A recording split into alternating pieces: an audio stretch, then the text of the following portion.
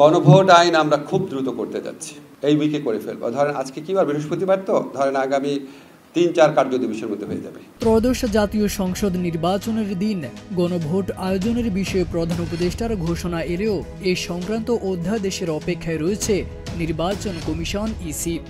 তবে আগামী ৩ থেকে ৪ কার্য দিবসের মধ্যে গণভোট আইন করা হবে বলে জানিয়েছেন আইন উপদেষ্টা অধ্যাপক আসিফ নজরুল। এই উইকে করে ফেলবো। ধরেন আজকে কি বার, বৃহস্পতিবার, তো ধরেন আগামী ৩-৪ কার্য দিবসের মধ্যে হয়ে যাবে।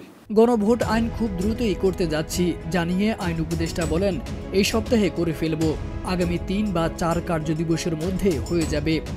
২০ নভেম্বর ঢাকার ফরেন সার্ভিস একাডেমিতে এক সংবাদ সম্মেলনে একথা জানান তিনি। এর আগে ১৩ নভেম্বর জাতির উদ্দেশ্যে দেওয়া ভাষণে প্রধান উপদেষ্টা অধ্যাপক ডক্টর মোহাম্মদ ইউনূস ফেব্রুয়ারির প্রথমার্ধে ত্রয়োদশ জাতীয় সংসদ নির্বাচন আয়োজনে সরকার কাজ করছে বলে জানান। ওই নির্বাচনের দিনই গণভোট অনুষ্ঠিত হবে বলেও ঘোষণা দেন তিনি। তারেক আজিজ খান, প্রজন্ম ২৪।